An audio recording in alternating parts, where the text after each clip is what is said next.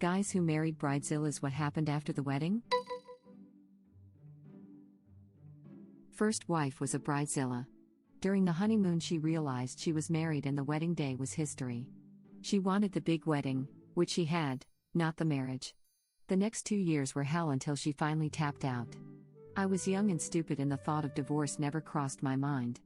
I don't know why it didn't. I guess I just assumed I'd be miserable the rest of my life. When she told me she was leaving, it felt as if the weight of the world was off of my shoulders. On a happy note, her parents were still paying off the wedding when we divorced. That's what happens when you allow your daughter everything she wanted, including 2 wedding dresses. Not a Bridezilla, but a Emilezilla. Wife wanted a regular-sized wedding, nothing fancy, at a historic venue she loved. We had planned for about 100 guests at most, and we would do a lot of the work. Mother-in-law started to pressure about having to invite tons of people. In-laws are loaded and social butterflies. Change the venue, change the photographer, etc. I didn't give a crap since it was all to make my wife happy, and did my best to adjust. Finally, one day about 2 months before the wedding, my wife had a breakdown crying because of all the changes and bullcrap from mother-in-law. Told wife I would handle mother-in-law from now on. Called mother-in-law and read her the riot act and told her to cool her crap or we would just get a courtroom wedding and forget about the religious wedding. Huge deal to the family. She fought me for weeks. Father-in-law fought me. Brothers-in-law fought me. Told them all to pound sand. We had our original wedding. I was folding invitations and favors the night before until 3 a.m., but by F we got it done. Of course, mother-in-law still changed the DJ and photographers without me noticing, so we had completely wrong music, and we have yet to see the pictures, 16 years later, and we have minimal contact with the family. Told them all to pound sand. We had our original wedding. I was folding invitations and favors the night before until 3 a.m., but by F we got it done. Yay, good for you guys. I'm really glad this story had a happy ending. Of course, mother-in-law still changed the DJ and photographers without me noticing, so we had completely wrong music, and we have yet to see the pictures, 16 years later, and we have minimal contact with the family. Oh. Got into a huge fight about broccoli on the honeymoon, all my fault of course. I knew then it was a mistake, toughed it out for 2 more years of abuse before I left. So glad I did. How was the broccoli your fault exactly? Because I hadn't previously disclosed that I liked it. We didn't even have any. I learned a lot about narcissism, mental illness and substance abuse during the next 2 years and have avoided them since. Good life lesson. You didn't disclose that beforehand? WTF, you monster. I didn't marry the Bridezilla, but I had coordinated her wedding. We had a death in the family, 6-month-old baby, a few days prior to the wedding. I called the bride and told her the situation, and said that my assistant would be stepping in for me so that I could attend the funeral. She told me to send my assistant to the funeral and that I had better be at her wedding. I told her I would be sending her a refund and that no one would be coming to her wedding.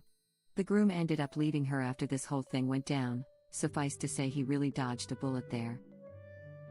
Epping hell, some people are such crap humans. I'm sorry to hear about the baby.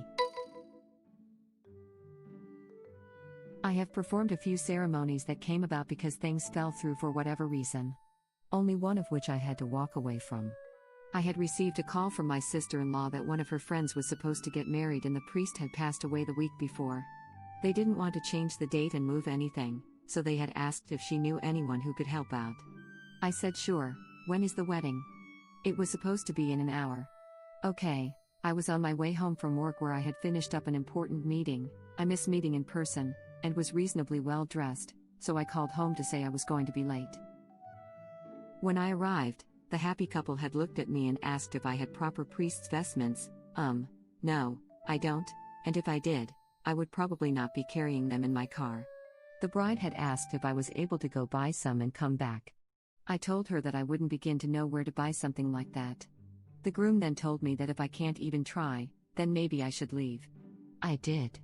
My sil told me they cornered a priest at the church and told him he had to marry them or they would sue the church for a breach of contract and that it was the moral thing to do. They divorced 9 months later when her surprise baby was a different ethnicity than he was. Didn't help that he had a side piece as well. I especially love the moral pressure angle whilst threatening to sue a church shortly after their priest's untimely death. No good deed goes unpunished.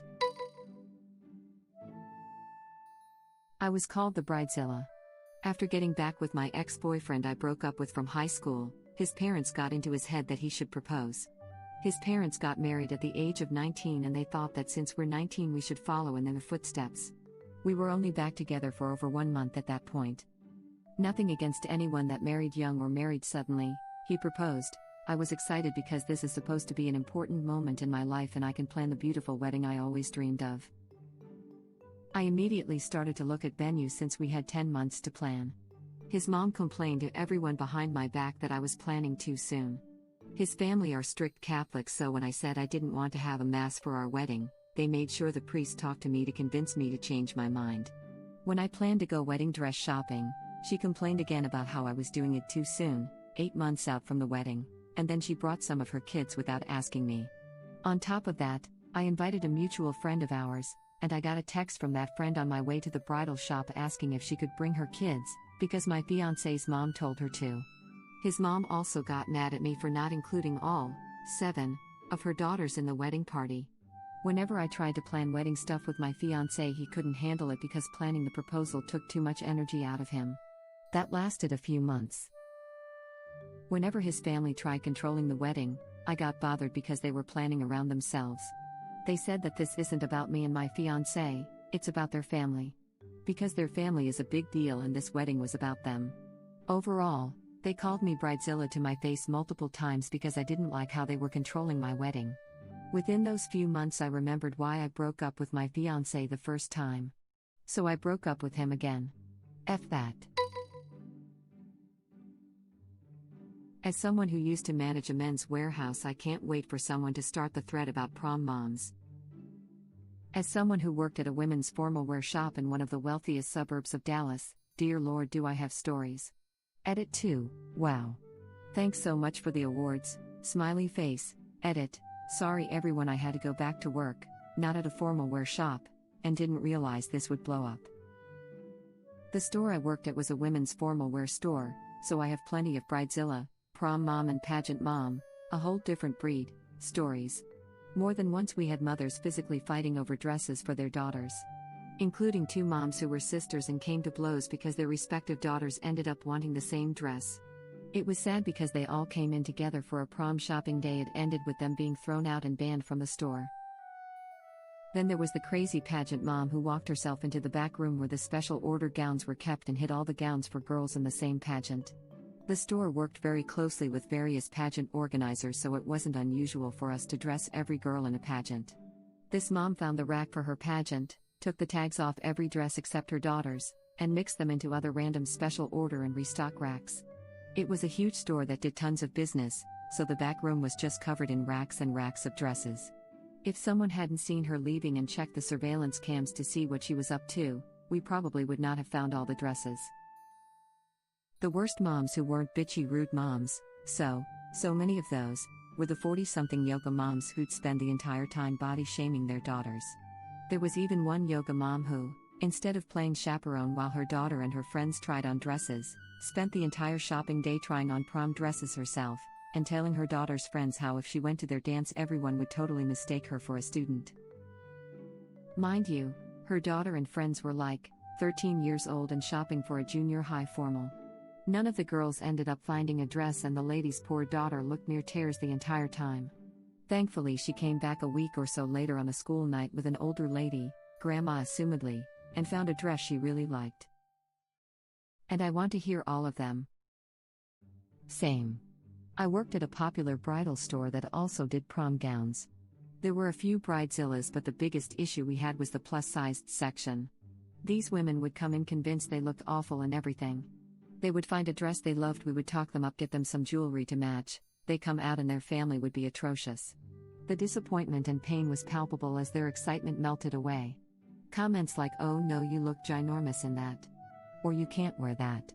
Your arms show and you know how flabby they look." And you could kick out mom or talk the bride up in the dressing room and they still were in pain from these supposed loved ones. Reminds me of a say yes to the dress where a woman brought a few people and a specific friend of hers. This friend made a whole show in her interview of how the bride has her come to all of these types of things because she won't hold back and will be brutally honest. So the bride finds a dress she loves, but she's worried about one pretty minor imperfection, which is leg dimples. You literally can't see anything like that. She looked beautiful. But, wouldn't you know it, once she got out there, her friend immediately said that her leg dimples were showing through. Specifically points out the one thing she was most worried about as soon as she possibly could. It was pretty clear that this bitch wasn't just being brutally honest. She had some sort of issue with the bride and was using her friend's self-esteem issues to boost her own. Never in my life have I wanted to reach in and punch someone through the TV more. Edit. To the people pointing out this is a ploy to get ratings, yes, I know. It's why I avoid this stuff now. That is exactly what it was like with some of the families. It's awful. I don't understand that kind of behavior. I have a really bad habit of putting my foot in my mouth, but I don't actively seek out or prey on people's insecurities. That's some psychopath crap. If you don't tell these stories, I will have to go back to work. I'm a photographer. Prom moms are usually made up of a very select, particularly nasty group of booster club moms. I don't do work with schools anymore. It made me thousands of dollars a year, but is it way worse than weddings. I went to a preppy upper middle class high school, so pretty much everyone had prom moms except me and a few others whose parents didn't make over $300,000 a year. I went with a friend to pick out her prom dress from a fancy formal wear store, and she took about 2.5 hours to pick out a dress. I was exhausted just watching her, and her mom was living for it. In the end, she settled on a dress that I thought was not flattering to her body type, that kind of made her look naked in certain lighting because it was a pale pink. It was over $500. Oh, and also, there was an entire prom dress planning Facebook page created every year for prom so that girls wouldn't buy the same dress or a similar dress. If you bought a dress, you had to post it on the page and hope to God some girl wouldn't say, "Scroll down, I already purchased a dress that's too similar, and since I posted first you have to return it / buy a new dress." You can't even imagine how many fights that were on that page, Jesus. I bought my dress for $60 off eBay and resold it the day after prom. When sister went to all her high school dances, she would design her own dress. My mom was friends with so dude who would make dresses, and he would make my sister's dress. She always had the coolest, prettiest dresses. The prom came and my sister designed my dress. I loved it and got so many compliments. I was so proud to say, "Oh, my sister designed it." Former florist checking in. Last prom season I worked, we had mothers of the boys coming in to sabotage their son's date corsage. I finally intervened after the fourth one, and was like, "Why are you doing this?" She said she didn't like his date. I'm like, "It's not your effing day, knock it off." So, start the thread please. I would be interested. I worked in the tux business for 5 years.